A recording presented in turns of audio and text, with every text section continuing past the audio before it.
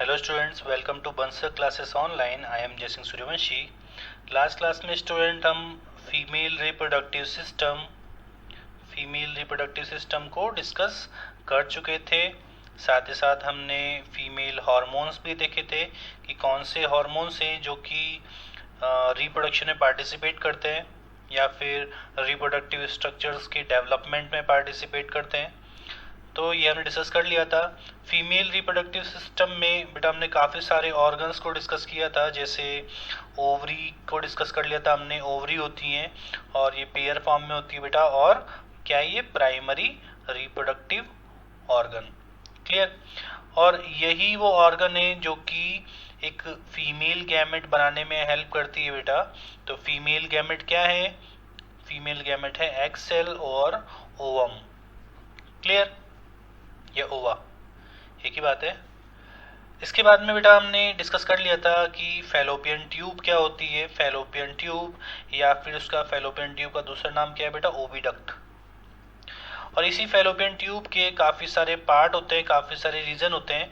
सबसे फर्स्ट वाला रीजन पढ़ा था हमने फिम्बरी, ऐसे ही और रीजन होते हैं इसके, इनफंडिबुलम, एम्पुला एंड इस्थमस।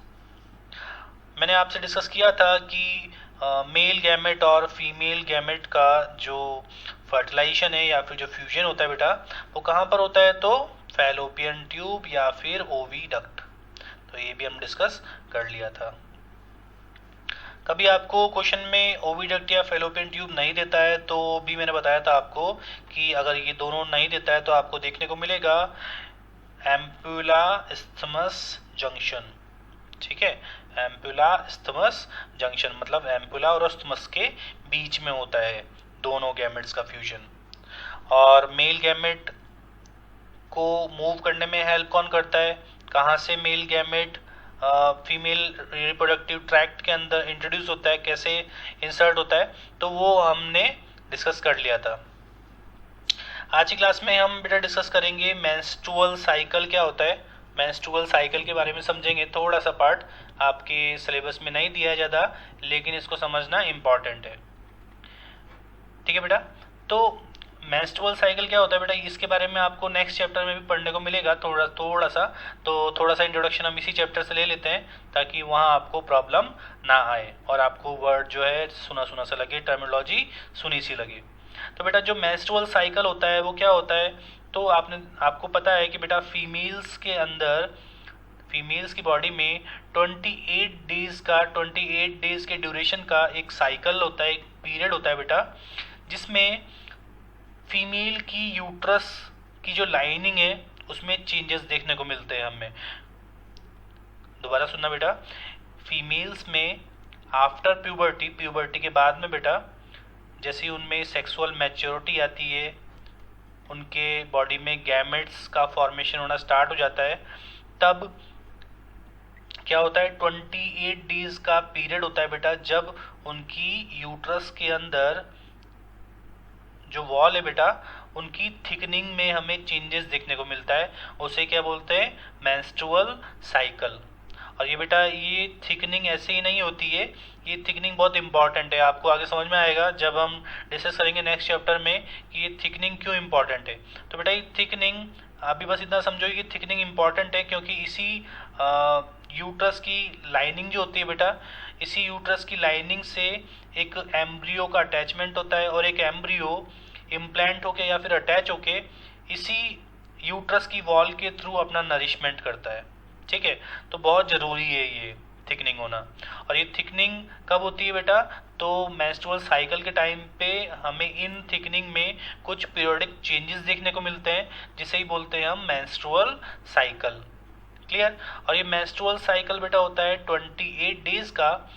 जब first time menstrual cycle start होते हैं बेटा at the age of 10 to 11 year in females, तो उस टाइम पीरियड को बोलते हैं बेटा हम मेनार्क। जब फर्स्ट बार मेंस्ट्रुअल साइकिल स्टार्ट होता है बेटा तो उसको बोलते हैं हम मेनार्क। और जब ओल्ड एज के टाइम पे अराउंड 45 to 55 की एज में फीमेल्स के अंदर जब पीरियोडिक चेंजेस होना बंद हो जाते हैं यूट्रस की वॉल के अंदर, या फिर मेंस्ट्रुअल साइकिल स्टॉप हो जाते हैं, तो उस टाइम को बोलते हैं बेटा मेनोपॉज। दोबारा सुनना बेटा, थोड़ा सा टफ है। फीमेल्स की बॉडी में बेटा यूट्रस होती है, और है ना, रिप्रोडक्टिव सिस्टम में भी हम देखा यूट्रस होती है। यूट्रस की हमने वॉल देखी थी, और इसी वॉल से एक एम्ब्रियो आके अटैच होता है जब दोनों गैमेट्स का फ्यूजन होता है। क्लियर? तो ये वॉल बहुत इंपॉर्टेंट है बेटा। इसी वॉल के थ्रू एक एम्ब्रियो अपना नरिशमेंट करता है और डेवलप होके एक यंग वन की फॉर्म में डेवलप होता है, ठीक है, कन्वर्ट होता है। यहाँ तक समझ में आ गई? अब इसी यूट्रस की वॉल में कुछ चेंजेस देखने को मिलते हैं हमें, है ना। इस यूट्रस की वॉल में कुछ चेंजेस देखने को मिलते हैं। कभी ये यूट्रस की वॉल थोड़ी कम थिन होती है, कभी बहुत ज़्यादा थिक हो जाती है। तो ये कुछ हार्मोन्स भी हेल्प करते हैं यहाँ पर इस ओवरी की लाइनिंग को थिक होने में या फिर थिन होने में, क्योंकि बेटा ये बहुत इंपॉर्टेंट है। जो यूट्रस की लाइनिंग है ये इंपॉर्टेंट है ताकि एम्ब्रियो का यूट्रस की वॉल के साथ में अटैचमेंट हो सके। और इसी जब एक एम्ब्रियो यूट्रस की वॉल से अटैच होता है बेटा, तो इसी प्रोसेस को बोलते हैं हम इम्प्लांटेशन। जब दो गैमेट्स आपस में फ्यूज होते हैं, मेल और फीमेल गैमेट, तब बनता है बेटा एम्ब्रियो, ठीक है। जाइगोट बनता है पहले, फिर बनता है एम्ब्रियो, और ये एम्ब्रियो आके इस यूट्रस की वॉल से आके अटैच होता है बेटा, और इसी प्रोसेस को बोलते हैं हम इम्प्लांटेशन। तो यूट्रस की जो वॉल है, यूट्रस की जो लाइनिंग है, इसमें थिकनिंग या फिर कभी कभी ये बहुत ज़्यादा थिन हो जाती है। किसकी वजह से होती है बेटा? हार्मोन्स के चेंजेस की वजह से। कभी हार्मोन का लेवल हाई होता है, कभी हार्मोन्स का लेवल लो होता है। जो हमने हार्मोन्स देखे, ईस्ट्रोजन, प्रोजेस्टेरॉन, ऐसे और भी हार्मोन होते हैं बेटा, जैसे रिलैक्सिन, ठीक है। तो ये सारे अलग अलग हार्मोन होते हैं, और इन हार्मोन की वजह से हमें यूट्रस की लाइनिंग में चेंजेस देखने को मिलते हैं, और इसी साइकिल को बोलते हैं हम मेंस्ट्रुअल साइकिल। और ये पीरियड जो होता है, टाइम पीरियड जो होता है 28 डेज का होता है। तो सबसे पहले जब प्यूबर्टी पीरियड आता है फीमेल में, प्यूबर्टी पीरियड क्या होता है बेटा? जब सेक्सुअल मैच्योरिटी आती है, या फिर फीमेल की जो प्राइमरी रिप्रोडक्टिव ऑर्गन है वो गैमेट्स प्रोड्यूस करना स्टार्ट करते हैं, तो उसे बोलते हैं बेटा हम प्यूबर्टी। तो प्यूबर्टी के टाइम पे जब पहली बार मेंस्ट्रुअल साइकिल स्टार्ट होता है बेटा, तो उस टाइम को बोलते हैं मेनार्क। और जब स्टॉप होता है 45 to 55 की एज में, तो उसको बोलते हैं बेटा हम मेनोपॉज, ठीक है। यहाँ समझ में? अब देख लेते हैं हम क्या लिखा हुआ है यहाँ पर। When female hits puberty they start producing mature egg every month.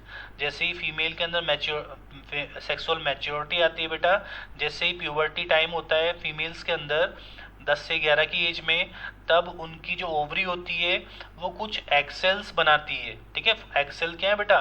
Female gamete. उसमें से एक सेल, एग सेल बेटा मैच्योर होती है और रिलीज होती है, ठीक है। एक एग सेल मैच्योर होके आगे रिलीज होती है फैलोपियन ट्यूब में, ठीक है। This process is called menstrual cycle. Clear? In this cycle, the ovaries produce an egg every month that travels to uterus and attaches to its lining. और यही बेटा जो एक मैच्योर एग है वो जाके फैलोपियन ट्यूब से कहाँ पहुँचता है? यूट्रस में, और यूट्रस में जाके यूट्रस की वॉल से अटैच होने लगता है। क्लियर? अब यहाँ पे लिखा हुआ है if the egg is not fertilise the uterus sheds its lining and the egg which result in bleeding in the female. अगर ये जो एग मैच्योर होके रिलीज हुआ है और यूट्रस की वॉल से जाके अटैच हुआ है बेटा, अगर ये फर्टिलाइज नहीं होता है किसी भी स्पर्म सेल से, अगर स्पर्म की अवेलेबिलिटी नहीं है फीमेल की बॉडी में, तब क्या होगा? तब ये एग यूट्रस की जो लाइनिंग जो थिक हुई थी वो क्या हो जाएगी बेटा? रप्चर होने लगेगी। यूट्रस की लाइनिंग क्यों थिक हुई थी? ताकि ये जो बेटा एग सेल है वो स्पर्म सेल के साथ में फ्यूज हो सके, और जो एम्ब्रियो बनेगा वो नरिशमेंट करेगा इस थिक यूट्रस की लाइनिंग से। लेकिन जब स्पर्म की अवेलेबिलिटी ही नहीं है तो इस लाइनिंग का कोई मतलब नहीं है, तो इसलिए लाइनिंग क्या होने लगती है बेटा? शेड ऑफ होने लगती है, ठीक है, रिलीज हटने लगती है, वहां से रप्चर होने लगती है। और यही लाइनिंग जब रप्चर होती है और एग्स के साथ में, तो ये ब्लीडिंग की फॉर्म में देखने को मिलती है फीमेल्स में, ठीक है। और इसे क्या बोलते हैं बेटा हम? Menstrual cycle. और ये साइकिल का टाइम पीरियड कितना होता है, तो 28 डेज का इसका टाइम पीरियड होता है बेटा। तो जब फर्स्ट बार स्टार्ट होता है ये मेंस्ट्रुअल साइकिल, उसे बोलते हैं हम मेनार्क, यहाँ पे लिखा हुआ है। और जब स्टॉप होता है, इसका स्टॉपेज होता है इस मेंस्ट्रुअल साइकिल का, जब ओल्ड एज हो जाती है बेटा 45 से अराउंड 55 की, तो जो ओवरी है वो एग सेल रिलीज करना बंद कर देती है। उस टाइम पीरियड को बोलते हैं बेटा हम मेनोपॉज। समझ में आया? एक लास्ट बार दोबारा सुन लो, इतना ज़्यादा इसमें दिमाग लगाने की जरूरत नहीं बेटा, बिल्कुल नॉर्मली सुनो। यूट्रस जो होती है बेटा, यूट्रस बहुत इंपॉर्टेंट है। यूट्रस की जो हमने लाइनिंग देखी थी कि यूट्रस की जो इनर लाइनिंग होती है बेटा, एंडोमेट्रियम होते हैं ना बेटा, एंडोमेट्रियम मसल जो होती है हमने देखा था, इस एंडोमेट्रियम में ब्लड की सप्लाई होती है। ठीक है, तो ये लाइनिंग जो होती है बेटा कभी बहुत ज़्यादा थिक होती है, कभी बहुत ज़्यादा थिन होती है मेंस्ट्रुअल साइकिल के टाइम पे। और किसकी वजह से होती है, तो हार्मोन्स के रेगुलेशन की वजह से। ईस्ट्रोजन, प्रोजेस्टेरॉन और रिलैक्सिन, अलग अलग हार्मोन होते हैं बेटा, ये सारे हेल्प करते हैं इन मेंस्ट्रुअल साइकिल को रेगुलेट होने में। तो बेटा मेंस्ट्रुअल साइकिल के टाइम पे इस यूट्रस की लाइनिंग में चेंजेस देखने को मिलते हैं हर मंथ में बेटा। एवरी मंथ में जो ओवरी है, जैसे एक मंथ में लेफ्ट ओवरी एक मैच्योर एग सेल रिलीज करेगी, दूसरे मंथ में राइट साइड की ओवरी एक मैच्योर एग सेल रिलीज करेगी, फिर दोबारा से सेम इस तरीके से प्रोसेस होगा, एक बार लेफ्ट रिलीज करेगी, एक बार राइट रिलीज करेगी।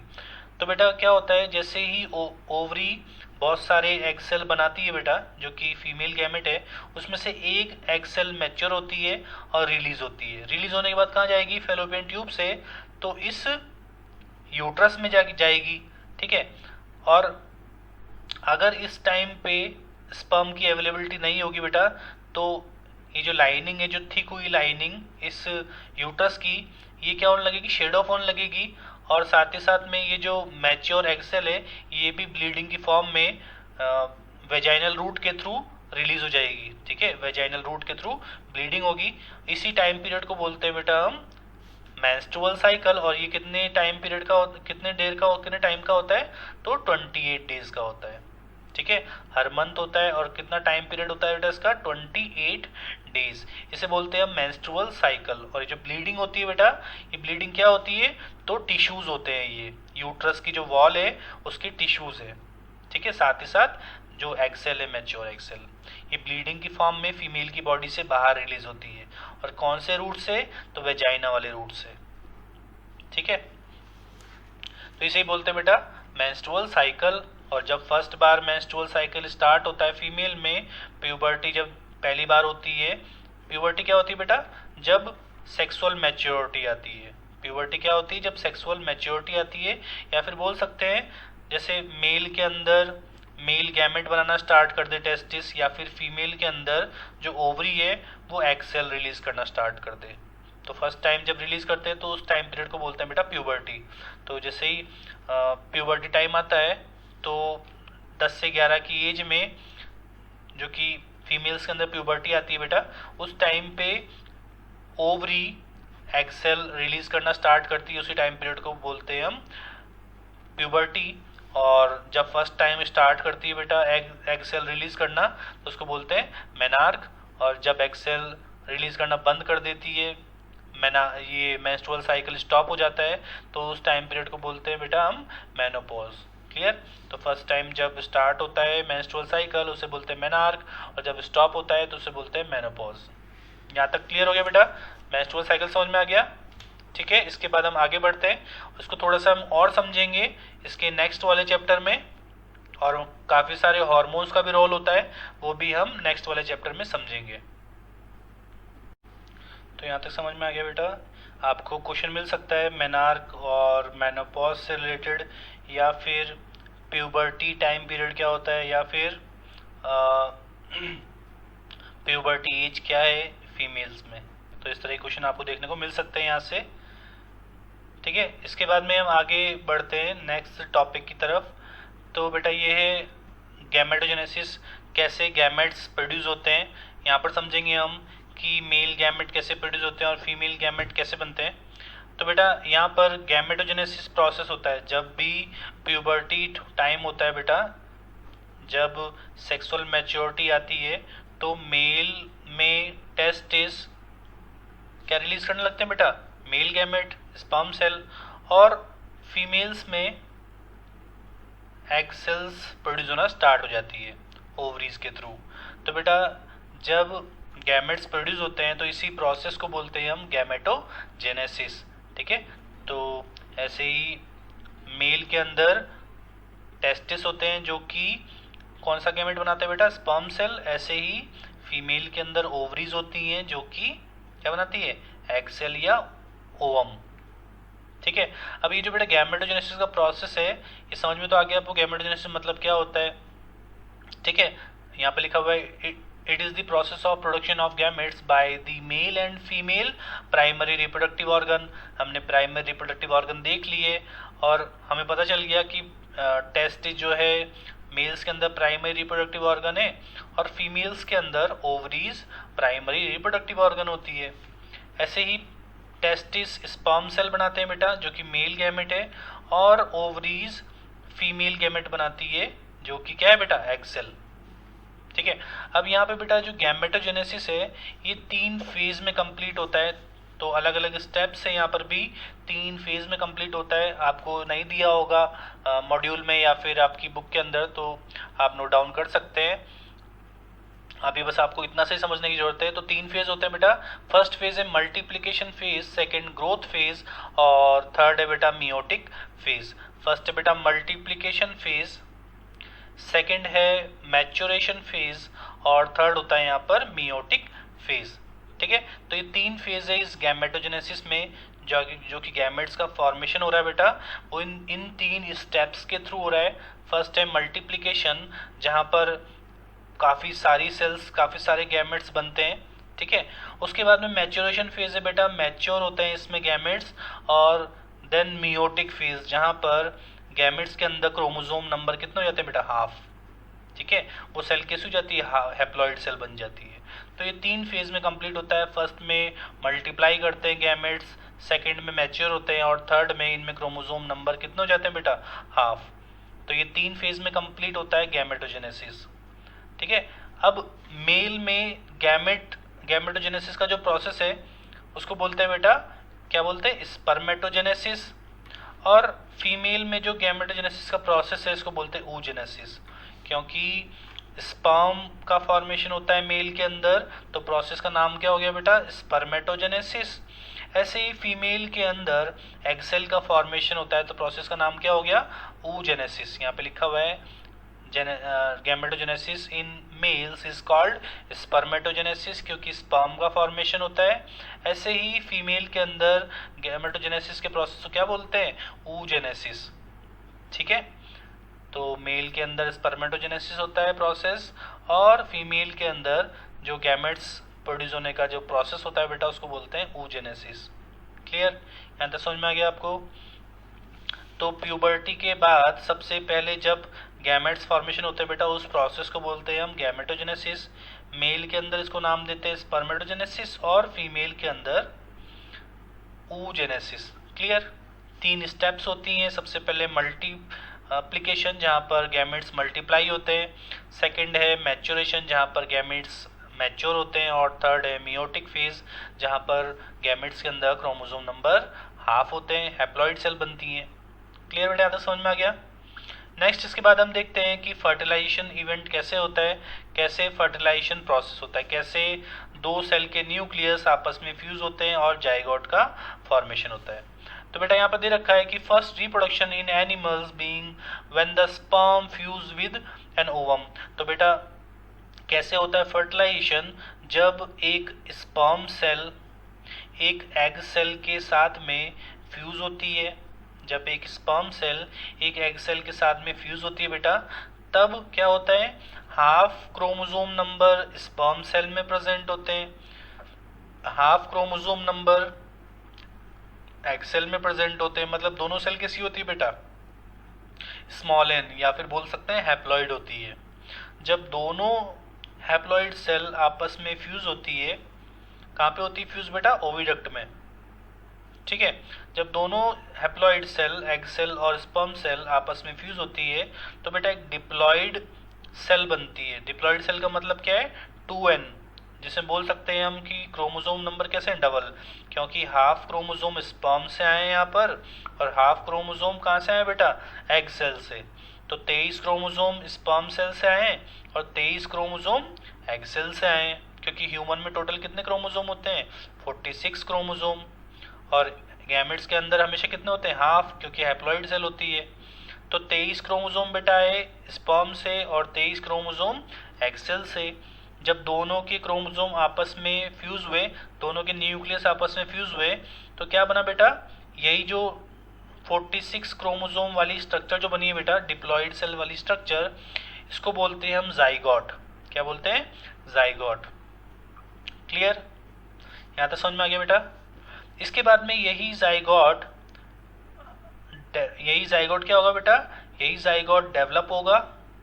इसके अंदर माइटोसिस सेल डिवीजन होंगे बेटा, माइटोसिस, क्योंकि माइटोसिस सेल डिवीजन एक डेवलपमेंट प्रोसेस है बेटा।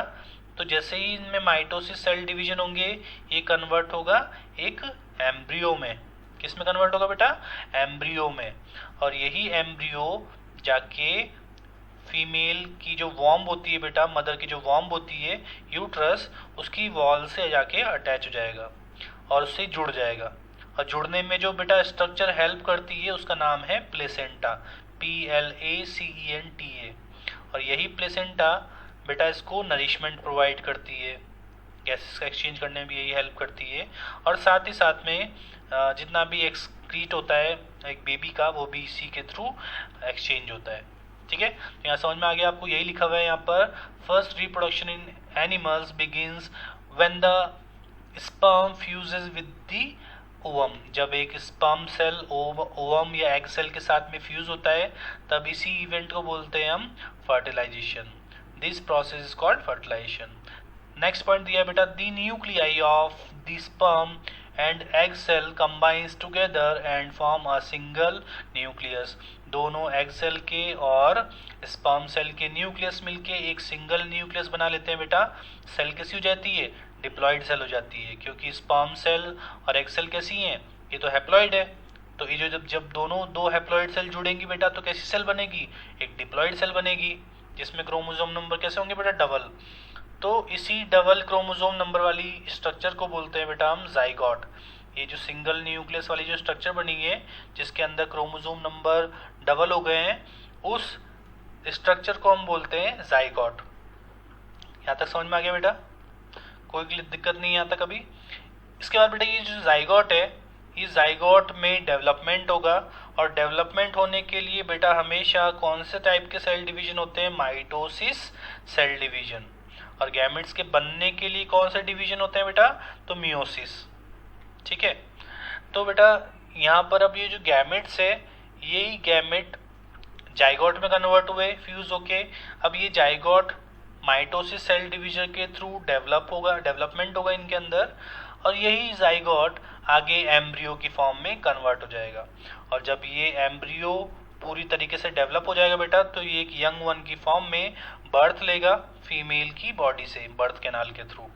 ठीक है, तो इसी प्रोसेस को बोलते हैं बेटा हम फर्टिलाइजेशन। समझ में आया फर्टिलाइजेशन प्रोसेस क्या है? एक डायग्राम भी हम देखते हैं, जिसके थ्रू हमें थोड़ा सा और क्लियर हो जाएगा। और साथ ही साथ हम यहाँ पर एक्रोसोम जो हमने देखा था स्पर्म सेल में सबसे ऊपर हेड पार्ट में, उसकी भी फंक्शनिंग को हम समझेंगे कि वो कैसे वर्क करता है। तो बेटा यहाँ पर दिखा रखा है कि ये एक एग सेल है, ये एक एग सेल है। एग सेल जो होती है हमेशा स्पर्म सेल की कंपैरिजन में लार्ज साइज की होती है, ज़्यादा बड़ी होती है। ठीक है, तो किस टाइप के गैमेट है बेटा हमारे ह्यूमंस के अंदर? तो कौन से टाइप के होते हैं बेटा? एनाइसोगेमस। कैसे होते हैं बेटा? एनाइसोगेमस। गैमेटिक कंडीशन कैसी होती है? एनाइसोगेमस। क्योंकि एनाइसोगेमस का मतलब क्या होता है बेटा? कि दोनों गैमेट, मेल और फीमेल गैमेट, डिफरेंट साइज के हैं, डिसिमिलर साइज के हैं। साथ ही साथ में ह्यूमन के जो गैमेट होते हैं बेटा, ह्यूमन के जो गैमेट होते हैं वो अलग अलग, यहाँ पे दिख रहा होगा एक मोटाइल गैमेट है और एक नॉन मोटाइल गैमेट है। स्पर्म सेल जो है मूवमेंट कर सकते हैं, इसीलिए स्पर्म सेल कैसे हैं बेटा, मोटाइल गैमेट है। एग सेल मूवमेंट नहीं कर सकती है, तो इसलिए एग सेल क्या है बेटा, नॉन मोटाइल गैमेट है। क्या है, नॉन मोटाइल गैमेट। तो ये स्पर्म सेल मूव करते हुए, या फिर बोल सकते हैं इस टेल के थ्रू स्विम करते हुए इस एग सेल के पास तक पहुंचते हैं बेटा। लेकिन एक ही स्पर्म इस एग सेल के साथ में फ्यूज हो पाता है। हम नॉर्मल कंडीशन की बात कर रहे हैं अभी, बस अभी हम ट्विंस की बात नहीं कर रहे हैं बेटा, ठीक है। अभी ना तो हम मोनोजाइगोटिक ट्विंस की बात कर रहे हैं, ना डाईजाइगोटिक ट्विंस की बात कर रहे हैं। अभी हम बस नॉर्मल फर्टिलाइजेशन प्रोसेस की बात कर रहे हैं। तो आप ये मत सोचना कि कभी कभी दो भी तो हो जाते हैं, ऐसा मत समझना। तो एक स्पर्म ही जाके नॉर्मल कंडीशन में एक एग सेल के साथ में फ्यूज होता है बेटा। और आपको दिख रहा होगा कि ये जो एग सेल है, इस एग सेल के सराउंडिंग काफ़ी सारी लेयर दिखाई दे रही हैं। तो बेटा ये जो लेयर होती हैं, इन लेयर को रप्चर करने की ज़रूरत होती है। सबसे पहले इन लेयर को पेनिट्रेट करने की ज़रूरत होती है, तभी एक स्पर्म सेल इस एग सेल के न्यूक्लियस के साथ में फ्यूज हो सकता है, ठीक है। दोनों के न्यूक्लियस कब फ्यूज हो सकते हैं आपस में, है ना, क्योंकि मेल जो गैमेट है उसका न्यूक्लियस कहाँ पर प्रेजेंट है बेटा, तो इस हेड वाले पार्ट में, है ना। और साथ ही साथ में ये कैसे इस वॉल को पेनिट्रेट करके अंदर जाएगा, तो बेटा हमने देखा था कि इस हेड वाले पार्ट में एक्रोसोम प्रेजेंट होते हैं, और एक्रोसोम के अंदर हाइड्रोलाइटिक नेचर के एंजाइम होते हैं। तो बेटा ये जो एक्रोसोम्स हैं, ये इस जो एग सेल है, ओवम जो है, इसकी वॉल को रप्चर कर देते हैं, पेनिट्रेट कर देते हैं, और ये एग सेल के जो न्यूक्लियस है इसके साथ में फ्यूज हो जाता है स्पर्म सेल का न्यूक्लियस, ठीक है। तो एक्रोसोम क्या करते हैं बेटा, इस एग सेल की वॉल को डैमेज कर देते हैं, रप्चर कर देते हैं, ताकि मेल गैमेट का न्यूक्लियस फीमेल गैमेट के न्यूक्लियस के साथ में फ्यूज हो सके या फिर फर्टिलाइजेशन प्रोसेस हो सके। तो ये सेकंड वाले डायग्राम में दिखा रखा है बेटा, जैसे ही मेल न्यूक्लियस और फीमेल न्यूक्लियस आपस में फ्यूज हो चुके हैं गैमेट्स के, तो जो ये दोनों न्यूक्लियस फ्यूज होके एक न्यूक्लियस बन गया है, और दोनों के क्रोमोसोम भी आपस में जुड़ गए हैं, ठीक है। हाफ क्रोमोसोम यहाँ से आए 23 क्रोमोसोम, हाफ क्रोमोसोम यहाँ से आए फीमेल गैमेट से। तो बेटा यहाँ टोटल क्रोमोसोम कितने हो जाएंगे, टोटल क्रोमोसोम हो जाएंगे कितने, 46 क्रोमोसोम, क्योंकि ह्यूमन की सेल में 46 क्रोमोसोम होते हैं डिप्लॉइड सेल के अंदर। तो ये जो बेटा स्ट्रक्चर बनी है, जो कि डिप्लॉइड सेल बनी है, इसका नाम क्या है, तो इसका नाम है जाइगोट। बहुत इंपॉर्टेंट है, इसको याद रखना, आपको इससे रिलेटेड क्वेश्चन देखने को मिल सकता है एमसीक्यू की फॉर्म में। तो भूलना मत इसको कि जाइगोट क्या होता है और कैसे एग सेल और स्पर्म सेल का फ्यूजन हो पाता है। तो एक्रोसोम का फंक्शन समझ में आ गया बेटा। एक्रोसोम इस एग सेल की वॉल को डाइजेस्ट कर देता है ताकि स्पर्म का न्यूक्लियस एग सेल के न्यूक्लियस से फ्यूज हो सके। और यहाँ पर दिखा रखा है कि कैसे दोनों के न्यूक्लियस आपस में फ्यूज हो चुके हैं। तो इस तरीके से जब दोनों न्यूक्लियस फ्यूज हो गए, एक सिंगल न्यूक्लियस बना, इस स्ट्रक्चर को बोलते हैं हम जाइगोट, जिसके अंदर दोनों के जेनेटिक मटेरियल है बेटा, इस स्पर्म के भी और इस एग सेल के भी, ठीक है। दोनों के न्यूक्लियस फ्यूज हुए ना, तो दोनों का जेनेटिक मटेरियल होगा।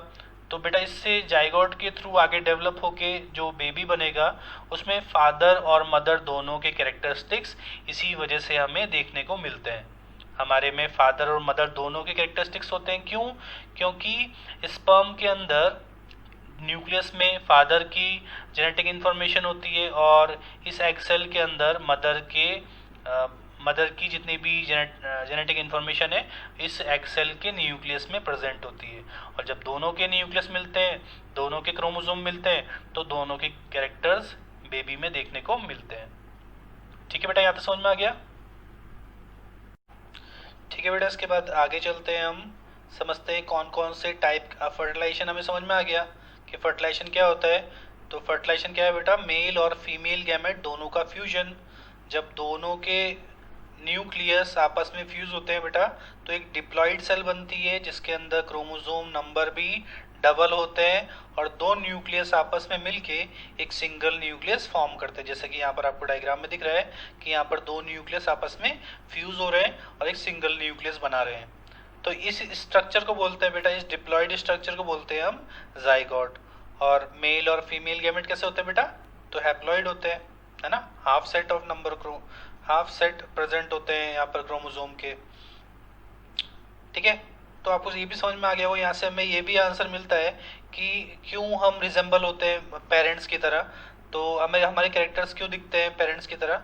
तो बेटा दोनों का जेनेटिक मटेरियल होता है, मेल का इस स्पर्म सेल के अंदर प्रेजेंट होता है हेड वाले पार्ट में, और साथ ही साथ फीमेल का एग सेल के अंदर प्रेजेंट होता है जितना भी जेनेटिक मटेरियल होता है न्यूक्लियस में, और दोनों ही सेल आपस में फ्यूज होगी तो बेबी के अंदर दोनों के कैरेक्टर्स हमें देखने को मिलते हैं, फादर के भी और मदर के भी, मेल के भी और फीमेल के भी। ठीक है बेटा, यहाँ तक समझ में आ गया। इसके बाद हम डिस्कस करते हैं कि फर्टिलाइजेशन तो हमें समझ में आ गया, अब डिस्कस करते हैं कि कौन कौन से टाइप का फर्टिलाइजेशन होता है। तो बेटा दो टाइप के फर्टिलाइजेशन होते हैं, फर्स्ट है इंटरनल फर्टिलाइजेशन और सेकंड है बेटा एक्सटर्नल फर्टिलाइजेशन। थोड़ा सा डिफरेंस है, क्या है इंटरनल फर्टिलाइजेशन और एक्सटर्नल फर्टिलाइजेशन देखते हैं हम। तो यहाँ पर फर्स्ट डिफरेंस दे रखा है बेटा कि यहाँ पर जो फर्टिलाइजेशन प्रोसेस होता है बेटा वो फीमेल की बॉडी में होता है। जैसे ह्यूमंस में अभी मैंने बताया आपको कि पेनिस का इंसर्शन होता है वेजाइना में, और वेजाइना के अंदर ही मेल गैमेट रिलीज होते हैं। तो बेटा यहाँ पर दोनों गैमेट्स का फ्यूजन कहाँ पर होता है, फैलोपियन ट्यूब में। यही डिस्कस किया हमने अभी थोड़ी देर पहले जब हमने डायग्राम देखा था। तो इसीलिए यहाँ पर फर्टिलाइजेशन कहाँ पर होता है बेटा, फैलोपियन ट्यूब के अंदर फीमेल की बॉडी में। ठीक है, तो ये किस टाइप का फर्टिलाइजेशन हो गया, ये हो गया इंटरनल फर्टिलाइजेशन, क्योंकि यहाँ पर फर्टिलाइजेशन प्रोसेस फीमेल की बॉडी के अंदर होता है। यहाँ पर बेटा मीडियम की रिक्वायरमेंट होती है एक्सटर्नल फर्टिलाइजेशन में। यहाँ पर फर्टिलाइजेशन फीमेल की बॉडी में नहीं होता है, कहाँ पर होता है बेटा, फीमेल की बॉडी से बाहर। और जब भी बाहर फर्टिलाइजेशन होता है फीमेल की बॉडी से तो एक मीडियम की रिक्वायरमेंट होती है। ठीक है, अभी हम डिस्कस करते हैं आगे। इसके बाद बेटा इंटरनल फर्टिलाइजेशन में एग्स के कम नंबर प्रोड्यूस होते हैं, इसीलिए सर्वाइवल चांसेस काफ़ी ज़्यादा होते हैं, ऑफस्प्रिंग के बढ़ जाते हैं। लेकिन एक्सटर्नल फर्टिलाइजेशन में देखा होगा आपने बहुत सारे हम जो देखा जैसे एक्सटर्नल फर्टिलाइजेशन तो काफ़ी सारे एनिमल्स में फर्टिलाइजेशन एक्सटर्नल टाइप का होता है। जैसे एग्जांपल लिखा है फिशेस, एम्फीबियंस लाइक डॉग्स। तो देखा होगा आपने इसमें काफ़ी सारे जो ऑफस्प्रिंग होते हैं उन वो मर जाते हैं बाद में, बर्थ के बाद में। ठीक है, क्यों, क्योंकि यहाँ सर्वाइवल चांसेस कम हो जाते हैं, क्योंकि एग्स जो है काफ़ी ज़्यादा नंबर में प्रोड्यूस होते हैं। इसके बाद बेटा इंटरनल फर्टिलाइजेशन किस किस ऑर्गेनिज्म में देखने को मिलता है हमें, तो काऊ के अंदर देखने को मिलता है, ह्यूमन बीइंग में, हेंस के अंदर, या और जितने भी हायर एनिमल्स हैं उनके अंदर देखने को मिलता है। जितने बेटा लोअर एनिमल्स से थोड़े कम डेवलप टाइप के हैं उनके अंदर आपको यहाँ पर एक्सटर्नल फर्टिलाइजेशन देखने को मिलता है, जैसे फिशेस, एम्फीबियंस, फ्रॉग, इन सब में एक्सटर्नल फर्टिलाइजेशन देखने को मिलता है। तो बेटा यहाँ पे क्या होता है एक्सटर्नल फर्टिलाइजेशन में, जैसे फ्रॉग्स के अंदर हम आगे देखेंगे कि फर्टिलाइजेशन या फिर जो फ्यूजन है गैमेट्स का वो फीमेल की बॉडी में नहीं होता है, वो कहाँ पर होता है बेटा, मीडियम में। जैसे फ्रॉग की बात करें तो वाटर के अंदर दोनों गैमेट्स का फ्यूजन होता है, ऐसे ही फिशेज में भी होता है। ठीक है, तो मेल और फीमेल गैमेट फीमेल की बॉडी में नहीं फर्टिलाइज होते हैं, कहाँ फर्टिलाइज होते हैं, तो मीडियम में। और मीडियम क्या हो सकता है बेटा, वाटर। क्लियर। जबकि इंटरनल फर्टिलाइजेशन में हमने देखा कि इंटरनल फर्टिलाइजेशन में दोनों गैमेट्स मेल और फीमेल गैमेट का फ्यूजन फीमेल की बॉडी के अंदर होता है। देखा भी था हमने जब हम डायग्राम देख रहे थे फीमेल रिप्रोडक्टिव सिस्टम का, तो हम डिस्कस किया था ओविडक्ट के अंदर दोनों गैमेट्स का फ्यूजन होता है। तो इंटरनल फर्टिलाइजेशन कहाँ पर होता है बेटा, फीमेल की बॉडी के अंदर फर्टिलाइजेशन होता है, यहाँ पर फीमेल की बॉडी से बाहर होता है। ठीक है, ये समझ में आ गया, और सिंपल सा टॉपिक था, लेकिन इससे रिलेटेड क्वेश्चन भी आपको मिल जाते हैं। इसके बाद में देखा बेटा external fertilisation in frogs and toads.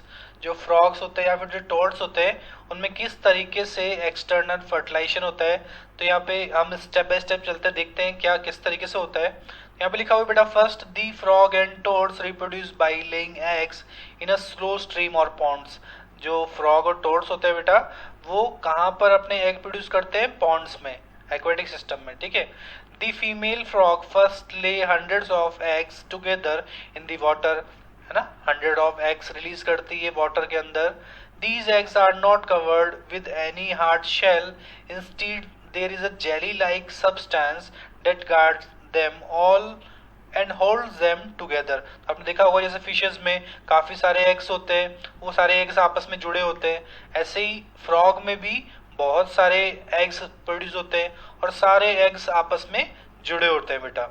तो जैसे कि देखा होगा आपने जो ओवीपेरस एनिमल्स होते हैं, जैसे हैन का एग देखा होगा आपने, तो उसमें एक हार्ड शेल होती है, लेकिन इनके जो आप एग देखते हो वो हार्ड शेल वाले नहीं होते हैं, एक जेली जैसे सब्सटेंस इनके ऊपर प्रेजेंट होता है जो कि इन सारे एग्स को जोड़ के रखता है ताकि ये इधर उधर ना मूव कर पाए, एक ही जगह रहे, एक साथ रहे। क्लियर बेटा। इसके बाद में as the female frog lay their eggs, the male frog deposit the sperm over them. Male frog क्या करेगा बेटा, स्पर्म रिलीज करेगा उसके ऊपर, ठीक है, और रिलीज करने से क्या होगा, मेल गैमेट और फीमेल गैमेट दोनों कांटेक्ट में आएंगे, दोनों फ्यूज होंगे। कहाँ पर फ्यूज हुए हैं बेटा, ये फीमेल की बॉडी में नहीं हुए हैं, फीमेल की बॉडी में, तो इसीलिए इसे क्या बोलते हैं, एक्सटर्नल फर्टिलाइजेशन, ठीक है ना। इंटरनल फर्टिलाइजेशन क्या होता है बेटा, जहां पर दोनों गैमेट्स, मेल और फीमेल गैमेट्स का फ्यूजन फीमेल की बॉडी में होता है, ठीक है। लेकिन यहाँ तो फीमेल की बॉडी में नहीं हो रहा, यहाँ पे तो क्या हुआ कि फीमेल फ्रॉग ने पॉन्ड के अंदर या फिर किसी भी वाटर बॉडी के अंदर एग रिलीज कर दिए। अब इनके एग पर तो कवरिंग भी नहीं है, हार्ड शेल भी नहीं है कैल्शियम कार्बोनेट की, जैसे हम देखते हैं बाकी जैसे बर्ड्स के एग में देखते हैं, वैसा तो यहाँ पर नहीं है। यहाँ पर तो क्या होती है बेटा, गार्ड करने के लिए जेली ऐसी सब्सटेंस होता है जो कि उनको जोड़ के रखता है और साथ ही साथ में उन्हें गार्ड करता है, ठीक है। इसी के ऊपर मेल जो फ्रॉग होते हैं अपना स्पर्म रिलीज करते हैं और जैसे ही मेल गैमेट और female gamete, sperm and egg cell दोनों फ्यूज होते हैं वाटर में, एक मीडियम में, तो आप समझ गए यहाँ से ही कि ये किस टाइप का फर्टिलाइजेशन है, एक्सटर्नल फर्टिलाइजेशन। यहाँ पे लिखा हुआ है through the eggs are large in number, only a few of them manage to survive, और बहुत ज़्यादा अमाउंट में यहाँ पर एग सेल होती हैं, तो बहुत कम ही एग सेल फर्टिलाइज हो पाती हैं इस स्पर्म के साथ में और आगे सर्वाइव कर पाती हैं। यहाँ पे लिखा हुआ है there are several factors which may hinder the fertilisation process such as exposing to water movement, rainfall, wind, other animal. तो आप ये बहुत सारे फैक्टर्स अफेक्ट करते हैं एक्सटर्नल फर्टिलाइजेशन को, क्योंकि यहाँ पर जो फर्टिलाइजेशन है बेटा वो मीडियम में होता है, तो बहुत सारी कंडीशन डिपेंड करती है। वाटर का मूवमेंट के एक्सपोज में कई बार एग सेल आ जाती हैं तो वो वहाँ से बेटा आगे चले जाते हैं, मूव कर जाते हैं आगे। रेनफॉल की वजह से कई बार कम फर्टिलाइज होने के चांसेस होते हैं, लेकिन सबसे ज़्यादा चांसेस किस में होते हैं फर्टिलाइज होने के, तो फर्टिलाइजेशन के सबसे ज़्यादा चांसेस होते हैं बेटा इंटरनल फर्टिलाइजेशन में, ठीक है। एक्सटर्नल फर्टिलाइजेशन में बहुत सारे नेचुरल फैक्टर्स भी डिपेंड करते हैं, बहुत सारे एनवायरमेंटल फैक्टर भी डिपेंड करते हैं, ठीक है। तो जैसे यहाँ पे दे रखा है एक्सपोजिंग टू वाटर मूवमेंट, कभी कभी जो एक्सेल होती है वाटर मूवमेंट के कांटेक्ट एक्सपोज में आ जाती है, कांटेक्ट में आ जाती है, जिससे जितने भी एक्सेल होती है वो बह जाती है आगे, या फिर किसी वजह से उसमें फ्यूजन पॉसिबल नहीं हो पाता है, कभी कभी रेनफॉल की वजह से, कभी विंड की वजह से, या फिर कुछ और एनिमल्स होते हैं जो कि उनको फीड कर लेते हैं उन एक्सेल को, ठीक है। यहाँ तो समझ में आया बेटा, उन एक्स को फीड कर लेते हैं तो भी फ्यूजन होने के चांसेस काफ़ी कम हो जाते हैं। तो आज की क्लास में हम इतना ही डिस्कस करेंगे बेटा। अभी तक हमने पढ़ा है फर्टिलाइजेशन क्या होता है, गैमेटोजेनेसिस क्या होता है, मेंस्ट्रुअल साइकिल क्या होता है बेटा, ये सब हम डिस्कस कर लिया। फर्टिलाइजेशन के टाइप हमने डिस्कस कर लिए, फ्रॉग के अंदर एक्सटर्नल फर्टिलाइजेशन कैसा होता है हमने एग्जाम्पल भी देख लिया, ठीक है। इसके बाद का जितना ही पार्ट है हम नेक्स्ट लेक्चर में डिस्कस करेंगे बेटा। तब तक इस चैप्टर से रिलेटेड जितने भी एक्सरसाइज में आपको क्वेश्चन दिख रहे हैं अभी तक के कंटेंट से रिलेटेड, उन एक्सरसाइज के क्वेश्चन को आप अपने आप कीजिए, और साथ ही साथ में मैंने फिर बोल रहा हूँ कि जितने भी मैंने आपको डायग्राम दिखाए हैं, जितने भी लेबलिंग है, उनसे रिलेटेड क्वेश्चन मैं आपको प्रैक्टिस के लिए दे सकता हूँ, ठीक है बेटा। मिलते हैं नेक्स्ट लेक्चर में, तब तक अपना ध्यान रखिए, अच्छे से लेक्चर को सुनिए और जो पॉइंट एडिशनल उनको नोट डाउन कीजिए। मिलते हैं नेक्स्ट लेक्चर में, तब तक के लिए गुड लक।